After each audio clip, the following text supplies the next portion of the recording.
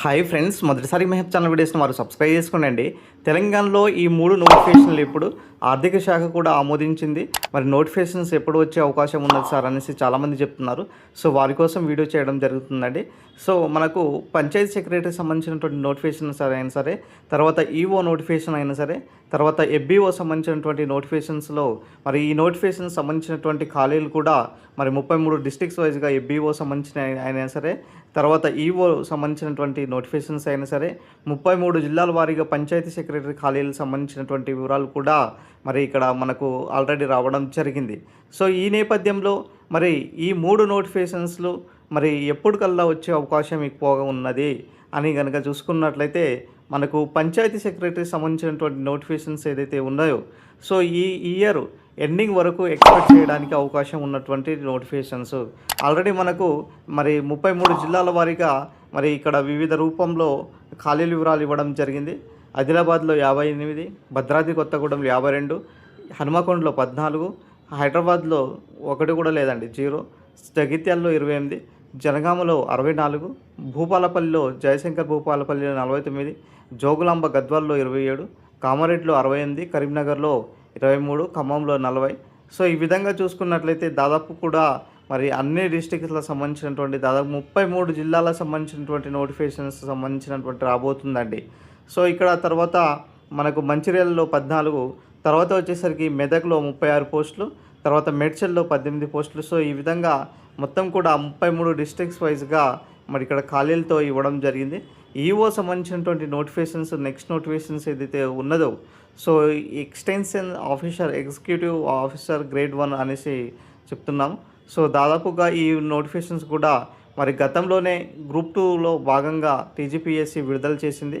So మంచి post అని చెప్పుకోవచ్చు అండి. ఈఓ సంబంధించినటువంటి నోటిఫికేషన్స్ కూడా మనకు ఇక్కడ దాదాపు కూడా ఇక్కడ వచ్చేసరికి 199 పోస్టులతో ఖాళీలతో ఇక్కడ ఆర్థిక శాఖ ఆమోదించిన విషయం తెలిసిందే.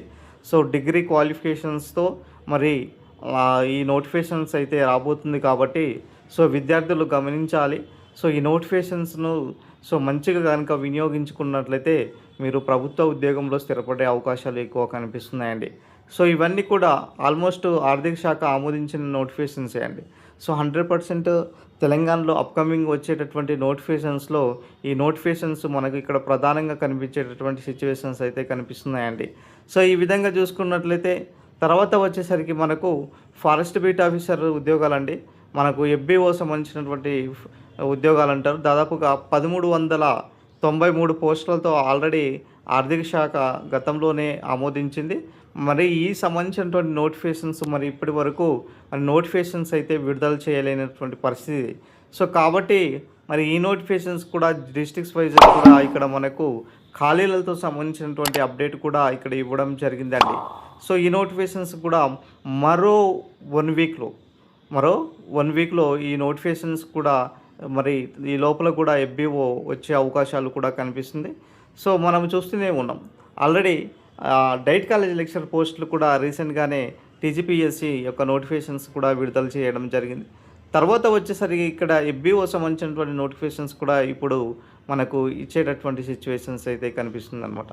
సో ఈ విధంగా చూసుకున్నట్లయితే తెలంగాణలో 100% రిక్రూట్మెంట్ దిశగా మరి నోటిఫికేషన్స్ అన్నీ 1 by 1 వరుస క్రమంలోనే వచ్చేటటువంటి సిచ్యువేషన్స్ అయితే కనిపిస్తున్నాయి. గతంలో నుంచే మనం చెప్పుకుంటూ వస్తున్నాం, నోటిఫికేషన్స్ విషయంలో తెలంగాణ పబ్లిక్ సర్వీస్ కమిషన్ చాలా పారదర్శకంగా ఉన్నది. 100% రిక్రూట్మెంట్ దిశగా ముందుకు వెళ్ళేటటువంటి సిచ్యువేషన్ అయితే ఇక్కడ కనిపిస్తుంది అనేసి మనం చెప్పుకున్నాం. సో ఇప్పుడు కూడా ఆల్మోస్ట్ ఇదే స్థాయిలో మరి నోటిఫికేషన్స్ను కూడా మరి ఇక్కడ విడుదల చేయాలనేసి మరి తెలంగాణ పబ్లిక్ సర్వీస్ కమిషన్ ప్రతి మంత్ వచ్చేసరికి ఇక్కడ 3 నోటిఫికేషన్స్ను కూడా విడుదల చేయాలనే సంకల్పంతో ఉన్నారన్నమాట. సో 100% ఈ నోటిఫికేషన్స్ అయితే అప్కమింగ్ నోటిఫికేషన్స్లో భాగంగా వచ్చేటటువంటి సిచ్యువేషన్స్ అయితే కనిపిస్తున్నాయండి. సో ఇది ఓవరాల్గా సంబంధించినటువంటి information. EO notification, FBO notifications అయితే 100% ఈ 10-20 డేస్లో మహా అయితే 1 మంత్లోనే వచ్చే అవకాశం ఎక్కువ కనిపిస్తుంది. పంచాయత్ సెక్రటరీ నోటిఫికేషన్స్ కనుక చూసుకున్నట్లయితే మరి ఈ ఇయర్ ఎండింగ్ వరకు కూడా మనము ఎక్స్పెక్ట్ చేయడానికి అవకాశం ఉన్నటువంటి ఇక్కడ నోటిఫికేషన్స్ అనేది కనిపిస్తున్నాయి అన్నమాట. సో ఇప్పటికైనా మీ ప్రిపరేషన్ను కంటిన్యూ చేసుకుంటే మరి వచ్చేటటువంటి అన్ని నోటిఫికేషన్స్లో మీరు సందిగ్ధులై నోటిఫికేషన్స్ను మంచిగా యూజ్ చేసుకోవడానికి అవకాశం ఉంటుంది. సో ఇది ఓవరాల్గా సంబంధించినటువంటి ఇన్ఫర్మేషన్ అండి.